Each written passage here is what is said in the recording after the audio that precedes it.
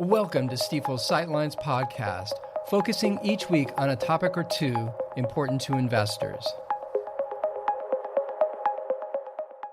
Well, greetings and welcome to the Sightlines podcast. This is Michael O'Keefe, Stifel's Chief Investment Officer. In this episode, I want to get into U.S.-China competition, which kind of came into the spotlight recently when a company in China, a company called High Flyer, launched a new reasoning model called DeepSeek, I think R1.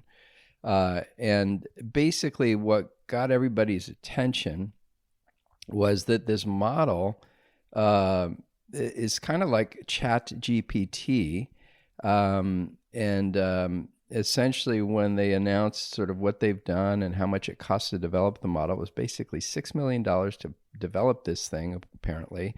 And that is at about 15% of the cost of a comparable ChatGPT model. So it brought into question, how dependent are we on high-powered semiconductors? The model apparently was using less powerful chips, basically, in its processing. And so the semiconductor stock area fell the day this was announced, around 9% by one index. And NVIDIA, of course, the well-known sort of power chip maker, actually declined 17% that day. So, we remain very positive looking forward on the transformative potential for artificial intelligence and actually lower compute costs should benefit, almost like the development and use of AI. So in some ways, it's still really a positive. In any event, to me, what was interesting, we've talked for a long time about U.S.-China competition. It's in our geopolitical risk dashboard, in our Outlook report. The overall report is called Outlook 2025 Gravitational Shifts.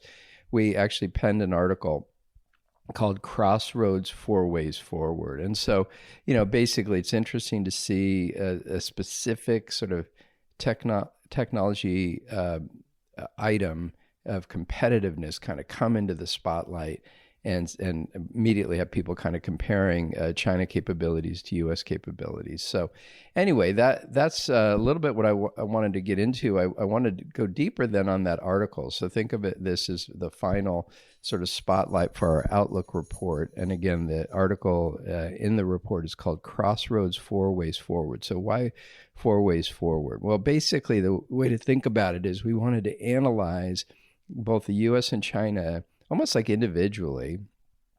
Will the U.S. be doing well in the future or not? Will China be doing well in the future or not? And if you think of those two outcomes possible for each country, that results in a 2x2 matrix, right?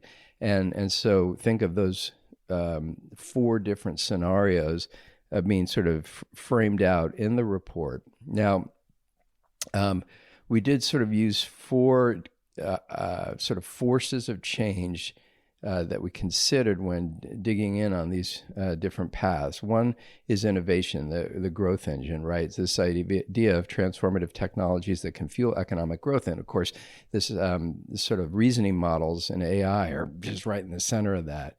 Next up would be global trade, what we've framed the bargaining chip. Basically, if you have this good capability, then you want to basically be able to deliver it out to the world. And so how your trade relations go and all that will be important. Next up, we included domestic policy. So think of it as each country, U.S. and China, working through some of the domestic issues, right? So we know in China, for example, that they've got sort of an overbuilt real estate market as one example. They've got to deal with sort of the ebbs and flows of their population, this kind of thing. In the U.S., we know we've got our fiscal trajectory. We've got really polarized political environment. And essentially, in our view, we kind of have to work through that, as does China have to work through some of its issues. But then, of course, that related to trade is essentially foreign policy. In other words, how are each the U.S. and China trying to develop relationships around the world, which of course can be ultimately trade-based, but also it's almost like alliances, like how are countries working together to advance forward. And a lot of times that might involve one of these larger countries, the U.S. or China, building infrastructure, for example, things like that, ultimately to still do business together down the road. But it's sort of like you see alliances forming for sure.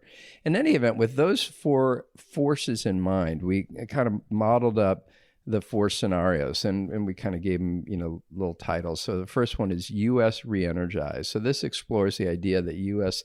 ends up continuing and strengthening its lead as China, in fact, struggles. And so I mentioned the China domestic challenges, but imagine us, essentially becoming less dependent on China, finding new supply chains and trade partners, and ultimately dominating in some of the areas like AI and whatnot.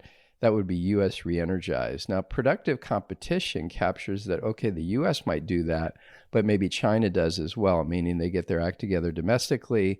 They do have these kind of advances like this DeepSeek model and other things, and they ultimately continue to be super competitive and maybe gain ground a little bit against the U.S. So again, productive competition. Now, a fragmented world envisions the idea that we and China both struggle a little bit relative to the rest of the world. So we've got economic challenges locally, political challenges locally. China struggling, as I mentioned, with things like debt and their demographics and the potential to lag when it comes to innovation. I keep focusing on, in the U.S., the fiscal trajectory. We really do have to see some improvement on our deficit and our debt management, basically. So just imagine the fragmented world is, we don't think a high probability outcome, but the idea that the U.S. Loses ground, as does China, and other countries and other regions kind of emerge to fill the vacuum a little bit, and that ends up being a much more fragmented world. And then finally, the idea that, quote unquote, China takes the lead. So, hey, if we can't get our act together when it comes to fiscal trajectory, political polarization, and ultimately those kinds of issues really kind of hit us hard, while China gets its act together domestically and does continue to innovate, then there's the potential for China to succeed at its goal, right? It's got a strategic goal to essentially become the dominant global economic power. And so that, we have to acknowledge that scenario, and ultimately what would come with that, for example, is China having a much more active role around the world as almost like a strategic partner with a bunch of different countries. So again, we don't see that as a super high probability scenario, but one that we acknowledged and kind of dug into in the article. Anyway, that's essentially what I wanted to get into in this episode. Just to recap a little bit, we've had a little bit of a shakeup, if you will, in the world of AI with this introduction of this DeepSeek model from a Chinese company, just demonstrating that if you can do it smart and you can do it cheaper, that's a good thing, right? And so the idea of being able to innovate less expensively and more quickly, and that's kind of shaken the standard views of the need for power. And, there's data centers being built and a bunch of money being invested, capital investment on part of these big companies especially.